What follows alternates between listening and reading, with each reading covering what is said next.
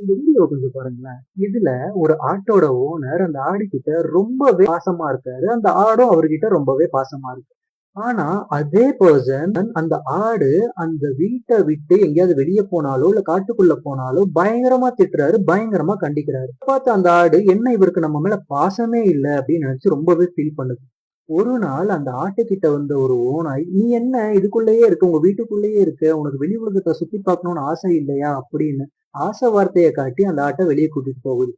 அந்த ஆடு ரொம்பவே சந்தோஷமா என்ன புரிஞ்சுக்க ஒரு நண்பன் கிடைச்சிட்டான் அப்படின்ட்டு அந்த ஓநாய் கூட நம்பி போகுது. ஆனா கொஞ்ச தூரத்திலேயே அந்த ஓநாய் அந்த ஆட திரும்பி துரத்தி அத வேட்டையாட ஆரம்பிக்குது. அந்த ஆட்டுக்கு ஒண்ணுமே புரியல. இருந்தாலும் அந்த ஓநாய் பிடியில இருந்து அந்த ஆடால தப்பிக்க முடியும். சாகுறதுக்கு கொஞ்சம் முன்னாடிதான் அந்த ஆடு யோசிக்குது. அப்போ இத்தனை நாளா நம்மள இத்தனை நாளா நம்ம ஓனர் கண்டிச்சது இதுக்குத்தான். இந்த ஒரு நொடி நமக்கு வரக்கூடாது அப்படின்னு சொல்லிட்டு தான் அவர் நம்மள கண்டிச்சிருக்காரு. அப்படின்னு அப்பதான் அந்த ஆட்டுக்கு புரியுது. இதே போலதாங்க நம்ம லைஃப்லயும் நம்ம கிட்ட நல்லா சிரிச்சு பேசுறவங்கள நம்ம நல்லவங்களாகவும், நம்மள கண்டிக்கிறவங்கள, நம்மள திட்டுறவங்கள நம்ம கெட்டவங்கன்னு நினைக்கிறோம்.